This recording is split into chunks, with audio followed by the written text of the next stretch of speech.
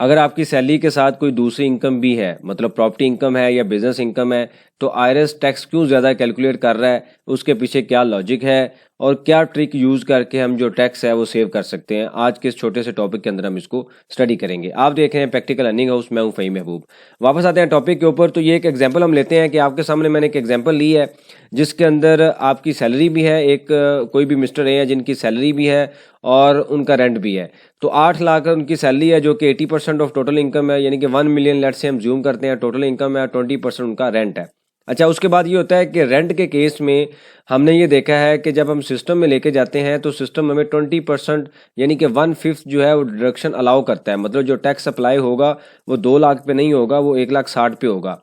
अब टोटल जो इनकी इनकम बनेगी वो बन जाएगी 9,60,000 रुपया आफ्टर डिडक्शन। अब आरएस में हम इसको पुट भी करते हैं और फिर देखते हैं कि टैक्स कैसे कैलकुलेट करता है। तो 3-4 एग्जांपल्स हैं जिसके थ्रू हम डिफरेंट सिनेरियो देखेंगे और इसमें मैक्सिमम जो सिनेरियो यही है, इसमें आपका जो आंसर आपको मिल जाएगा।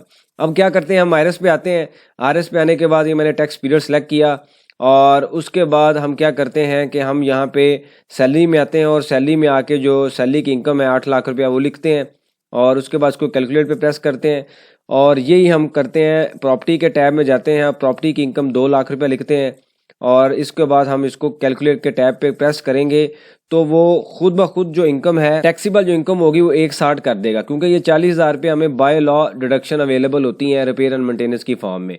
अब हम क्या करेंगे, हम आएंगे अब कंप्यूटेशन के टैब में। यहाँ पे आके आपने कंप्यूटेशन पे प्रेस किया तो आपकी जो टोटल टैक्सीबल इनकम है वो 9,60,000 रुपया है और 9,60,000 रुपये पे जो टैक्स बन रहा है वो बन रहा है 9,000 रुपया। मतलब ये है कि इसके ऊपर जो टैक्स रेट अप्लाई हुआ, कौन सा रेट अप्लाई हुआ, सैलरी का। अब याद रखें परसेंटेज क्या आ रही है, आफ्टर डिडक्शन परसेंटेज है 83% सैलरी है और 17% जो है वो प्रॉपर्टी इनकम है। अब रूल ये है कि अगर 75% तक आपकी सैलरी इनकम है तो फिर तो सैलरी रेट अप्लाई होंगे। अगर आपकी सैलरी 75 से कम है तो बिजनेस रेट अप्लाई हो जाएंगे। अब यही एग्जांपल हम लेते हैं जहां पे 65% सैलरी है और 35% अदर इनकम यानी कि प्रॉपर्टी इनकम है। अब ये 75 से नीचे आ चुकी है। अब हम देखते हैं कि टैक्स रेट क्या अप्लाई होते हैं।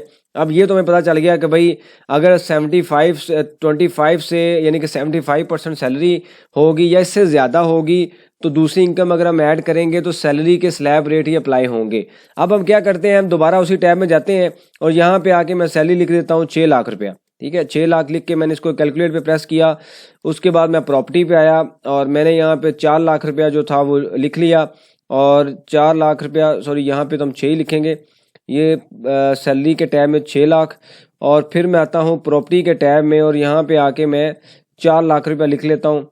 जैसे मैंने 4 लाख लिखा तो इसने जो फिगर है वो 320 कर दी, क्योंकि 20% तो डिडक्शन अलाउ है। और ये भी याद रखें कि डिडक्शन अलाउ करने के बाद वो परसेंटेज कैलकुलेट कर रहा है, यानी कि टैक्सीबल इनकम के ऊपर जो 3,20,000 आया।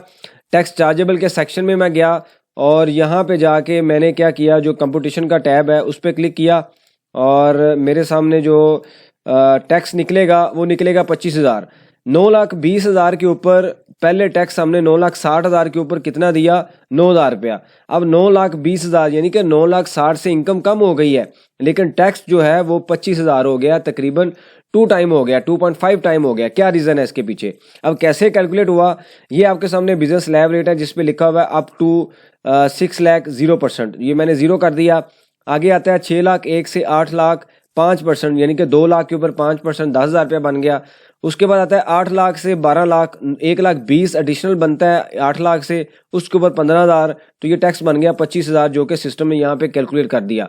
अब आप देखें कि इसमें अगर आपने इस तरीके से मैनेज किया कि आपकी जो सैलरी है वो 75% तक या इससे ज़्यादा है तो आपको सैलरी के स्लैब रेट अप्लाई होंगे, अदरवाइज इनकम आपकी सेम होगी, लेकिन आप देख रहे हैं कि आपको टैक्स जो है वो 2.5 टाइम ज़्यादा देना पड़ेगा। तो इसलिए आपने अपनी इनकम को मैनेज करना है और इसको ड्यूरिंग द ईयर मैनेज करें, जून से पहले मैनेज करें। हम आपको ये पता होना चाहिए कि एट द एंड जाके मेरे ऊपर ये रूल अप्लाई होगा।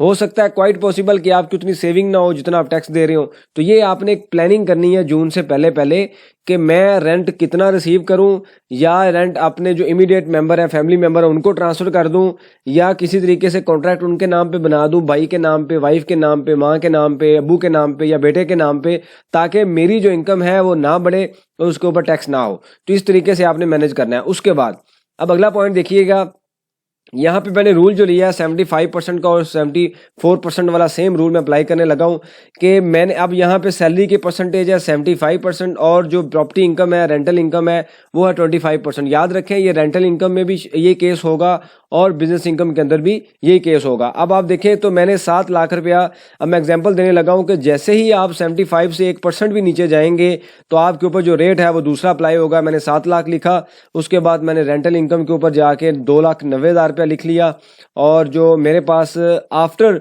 डिडक्शन की बात हो रही है, ये पहले बिफोर डिडक्शन है, आफ्टर डिडक्शन यानी कि 20% डिडक्शन के बाद उसने रेट अप्लाई करना है। तो ये मैंने आप देखें तो 20% डिडक्शन के बाद की परसेंटेज है। तो आप उसके बाद मैं क्या किया, कंप्यूटेशन में आया, और जैसे ही मैं कंप्यूटेशन में आया तो जो रेट अप्लाई हुआ 85,590, मतलब ये है कि जो रेट है वो वही अप्लाई हुआ जो सैलरी के केस में आ रहा है, वही रेट अप्लाई हुआ, और क्योंकि जो सैलरी के स्लैब रेट है उसके मुताबिक ये रेट आता है। अब आप 1% इसको कम करेंगे तो जो टैक्स है वो 9, अब यहाँ पे आप देखो तो इनकम कम होगी, लेकिन यहाँ पे टैक्स 9,42,000 रुपये आ रहा है, 8,550 यानी कि 8550 रुपये। अब यहाँ पे इनकम है 9,42,000, अब यहाँ पे इनकम 2,000 रुपये कम होगी, लेकिन आप देखिएगा कि इसका टैक्स जो है वो बढ़ जाएगा।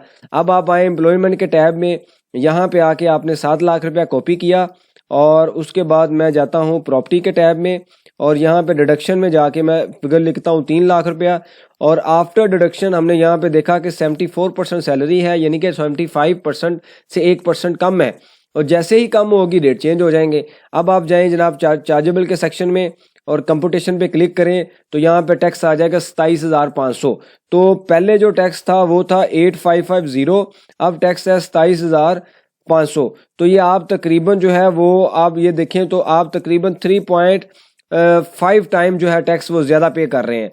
तो ये एक अब आपको पता होना चाहिए कि भाई जब हम रिटर्न हमने फाइल करनी है तो एट द एंड जाके हमें ये वाली लाइबिलिटी पड़ेगी, तो आपकी उतनी सेविंग नहीं होगी जितना आप टैक्स दे रहे होंगे। तो आपको ड्यूरिंग द ईयर पता होना चाहिए कि आपने किस तरीके से मैनेज करना है।